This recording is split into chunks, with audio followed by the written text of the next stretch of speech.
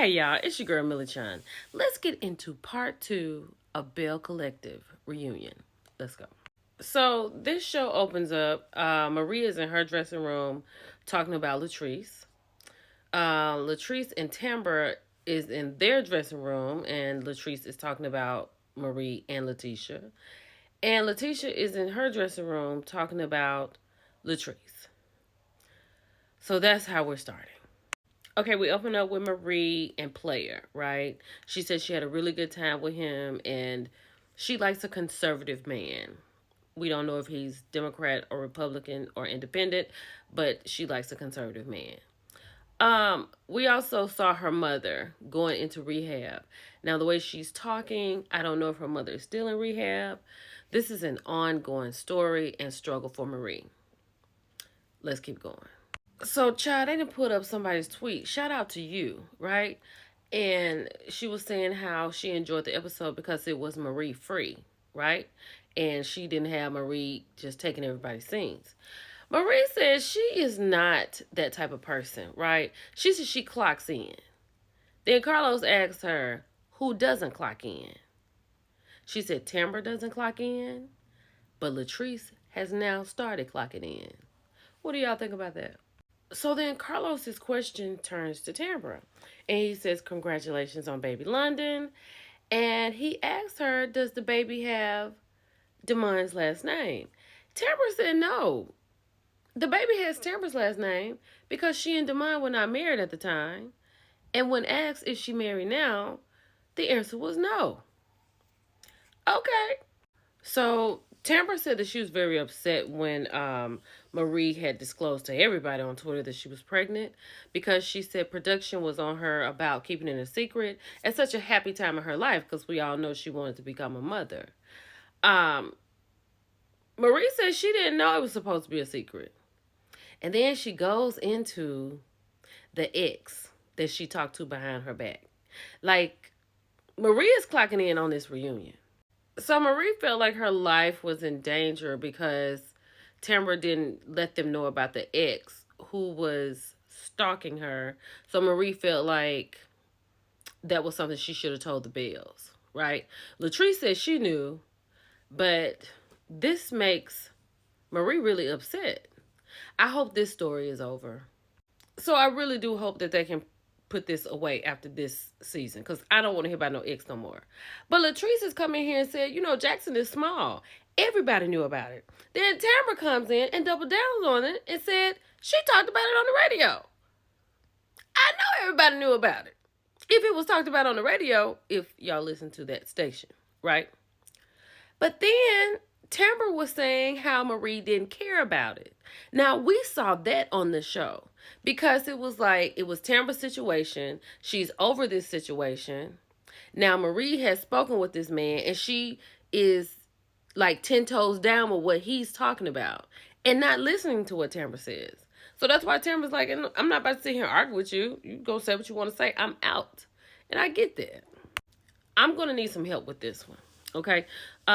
So Carlos is asking Tamara to expound on what she's talking about. And I'm guessing she was directing it at Marie. Marie got loud over talking Tamara. I could no longer understand what was going on. And at that time, Carlos was not in charge of the girls. He had lost total control of the room. And Tamara would not stop. Then Maria is like, Damon is your storyline. Y'all not even together. She's not wanting us to hear something. What is going on? So Damon couldn't be here because he's at home with London Simone. Tamara said that he holds her like 4 to 5 hours at a time. They are getting absolutely no sleep. Okay? This is spoiled baby status. Good luck, y'all, but I know it's hard to put her down. So Cliff is in the building, right? And Carlos says, glad you're here, glad you showed up. Out of the bag, Cliff says it's a free country. If I want to show up, I show up. Like, where did that come from? Is there a problem?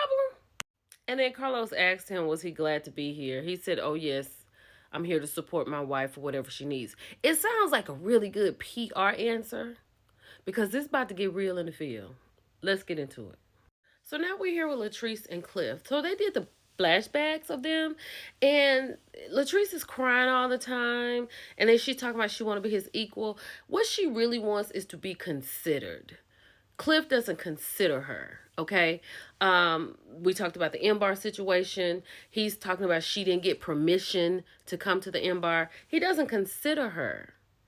And Latrice is on the TV. That's not the first time he's acted like that. And if you want us to believe that, you are crazy.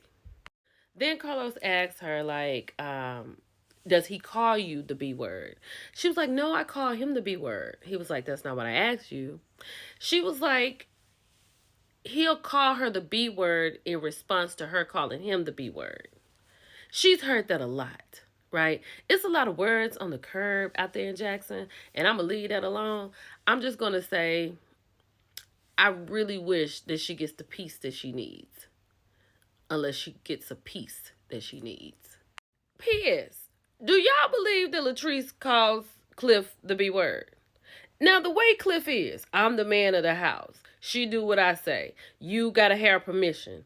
Do y'all believe that? All right. I just wanted to ask that question. Latrice said over half the women have dealt with situations like this in the group. And I'm like, Akeisha, I'm trying to count the half. Like, what is really going on over there at Bell Collective? I just wish Latrice would just be honest with herself, right? Well, maybe she is honest with herself. She just can't show that on television. When Carlos asked Akeisha, has she heard anything? And she was like, we've heard things about all of us all the time. And then Cliff says, if anything was going on, Latrice knows how to dial 911. That was not what you were supposed to say. You should have said, absolutely not. My wife and I had a moment. I was upset. I should not have done that to her. I apologize to you, baby. I will never do you like that again or make you feel embarrassed. Come on over here to Millie Chan PR. Because that what you said to my call 911, that is crazy. Real crazy. Child, Cliff has embarrassed Latrice to high heaven. Right?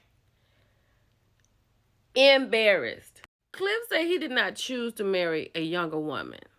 She chose him. He said he didn't come home to her. Is that what he said? Cliff said he didn't even want to get married. Latrice came to him. And he said being a single guy, he loved that. I couldn't understand everything he said. But since he loved her, he married her. Latrice is falling apart. Her mannerisms and her motions are embarrassed. Oh, he said being a single guy, he loved doing what he wanted to do. But he loved her, so he married her. And she didn't have to be young because he didn't choose her because she was young. She could have been 50, but because he loved her, he still married her.